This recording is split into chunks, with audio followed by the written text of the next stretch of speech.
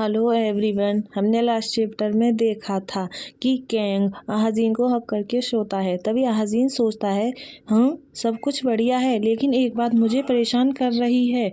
फिर वह कैंग की तरफ देखते हुए कहता है एक्सक्यूज मी सर, लेकिन क्या तुम प्लीज़ अपने इरेक्शन को डाउन कर सकते हो। उसके बाद अहाजीन की बातों को सुनकर कैंग नीचे की तरफ देखने लगता है तो कैंग थोड़ा सा उठता है। अहाजीन अपने आप को पूरा ब्लैंकेट से कवर कर लेता है और कहता है यह मुझे पहले से ही परेशान कर रहा है। तो यह सुनकर कैंग कहता है आई एम सॉरी, मैं इसे अपनी इच्छानुसार कंट्रोल नहीं कर सकता। और फिर वह फिर से अहाजीन को हक करके सो जाता है। और फिर वह अहाजीन से पूछता है क्या मैं सोते टाइम इसे तुम्हारी थाई के बीच में रख सकता हूँ। यह सुनकर अहाजीन उठता है और वह पैनिक कर चिल्लाते हुए कहता है क्या क्या रखें अपना वह पार्ट मेरी थाई के बीच। तो कैंग सीरियस फेस के साथ कहता है हाँ, अगर मैं तुम्हें लगातार पोकिंग करता रहूं तो क्या यह अनकंफर्टेबल नहीं होगा। अगर मैं इसे तुम्हारी थाई के बीच रखूं तो यह ठीक रहेगा। यह सुनकर अहाजीन उसकी तरफ देखता है और वह कोई आंसर नहीं देता। अहाजीन को इस तरह से शांत देखकर कैंग वह सब काम कर लेता है। तो यह देखकर अहाजीन ब्लश करने लगता है। फिर कैंग अहाजीन को टाइटली हक करके सो जाता है। तो अहाजीन कैंग की तरफ देखता है और फिर वह अपने फेस को टर्न करके अपनी आंखों को टाइट बंद करते हुए कहता है कोई बात नहीं, नहीं आज रात ऐसा दोबारा नहीं होगा। बॉस मेरे बोटॉक्स को मेरी थाई नहीं समझेंगे जैसा उन्होंने प्रॉमिस किया था। फिर सीन शिफ्ट होता है और हमें नेक्स्ट डे नाइट का सीन दिखाया जाता है। सब सो रहे होते हैं तो अहाजीन उठता है और वह धीरे धीरे अपने रूम का गेट इधर उधर देखते हुए गेट खोलता है और फिर वह लंगड़ाते हुए अपने रूम से बाहर निकलता है। फिर अहाजीन बाहर निकलने के बाद अपने आप को शांत करने के लिए एक लंबी गहरी सांस छोड़ता है और फिर वह कैंग के रूम पर जाकर उसके गेट पर नॉक करता है। कैंग सिगरेट पीते हुए गेट खोलता है और वह अहाजीन से कहता है आज रात तुम जल्दी आ गए अहाजीन। तो अहाजीन रूम के अंदर जाते हुए कहता है मेरे पास कुछ खाली टाइम था इसलिए। यह सुनकर कैंग उसकी तरफ झुकता है और वह अहाजीन की तरफ देखते हुए कहता है क्या तुम जानते थे।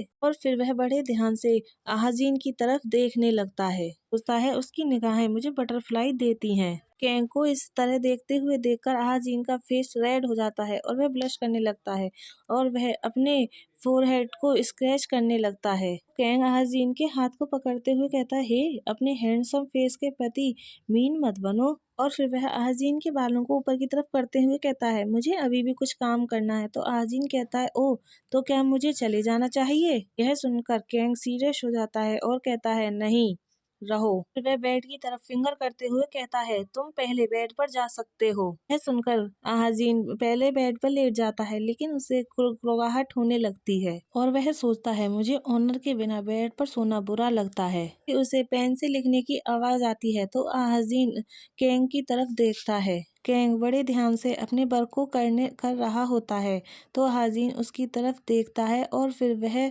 सोचता है मुझे कार्यस्थल पर बॉस की बातें सुनना पसंद है। यह किसी म्यूजिक बॉक्स से निकली धुन की तरह लगता है। अहाजीन यह सब सोच ही रहा होता है तभी उसकी नज़र किसी चीज पर जाती है। वह सरप्राइज होते हुए कहता है हूँ। वह एक पेंटिंग होती है जिसमें समुद्र की लहरें दिखाई हुई होती हैं। इसे देखकर अहाजीन सरप्राइज होते हुए कहता है लहरों की एक पेंटिंग, मैं पहले कभी भी सी साइड पर नहीं गया था। आगे सोचता है यह पेंटिंग मुझे ऐसा फील करती है मानो मैं सचमुच वहाँ हूँ। यह सब सोचकर अहाजीन स्माइल करने लगता है। फिर वह उठता है और टर्न होकर कैंग की तरफ देखते हुए सोचता है काफी टाइम हो गया, क्या अभी भी उसके पास करने को बहुत कुछ है। कैंग सिगरेट पीते हुए अपना वर्क कर रहा होता है, उसका अहाजीन पर कोई ध्यान नहीं होता। यह देखकर अहाजीन सोचता है वह वर्क में इतना बिजी है कि वह मेरी तरफ देखता भी नहीं। यह सोचकर और कैंग को वर्क में बिजी देखकर अहाजीन पाउट बनाता है। फिर वह कैंग से कहता है मिस्टर कैंग। यह सुनकर कैंग सिगरेट पीते हुए अहाजीन की तरफ देखता है और कहता है हूँ। तो अहाजीन अपने दोनों हाथों को फोल्ड कर कर कहता है तुम अपने बेड का यूज क्यों नहीं करते। तो कैंग लिखते हुए आगे कहता है मैं नेचर से कॉमनर हूँ इसलिए मुझे बेड पर सोने में कठिनाई होती है। तो यह सुनकर अहाजीन हंसते हुए कहता है नेचर से कॉमनर, लेकिन तुम तो इस तरह के ग्रैंड हाउस में रहते हो। निश्चित रूप से ऐसा इसलिए है क्योंकि तुम एक नोबल मैन बनने के लिए बने थे। यह सुनकर कैंग उसकी तरफ देखने लगता है तो अहाजीन आगे कहता है पास्ट में तुमने चाहे जिस प्रकार की लाइफ जी हो अब तुम्हें अपना स्थान मिल गया है। सुनकर कैंग सिर्फ उसकी तरफ देखता है। तभी अहाजीन को ठंड लगती है तो वह ब्लैंकेट से अपने आप को कवर करने लगता है। यह देखकर कैंग टेबल पर अपने हाथ से टैप टैप करता है, स्मेल करते हुए कहता है, क्या तुम्हें ठंड लग रही है तो यहाँ आ जाएं। यह सुनकर अहाजीन सरप्राइजली कैंग की तरफ देखने लगता है। फिर अहाजीन लंगड़ाते हुए कैंग की तरफ जाता है और वह उसके सामने जाकर खड़ा हो जाता है।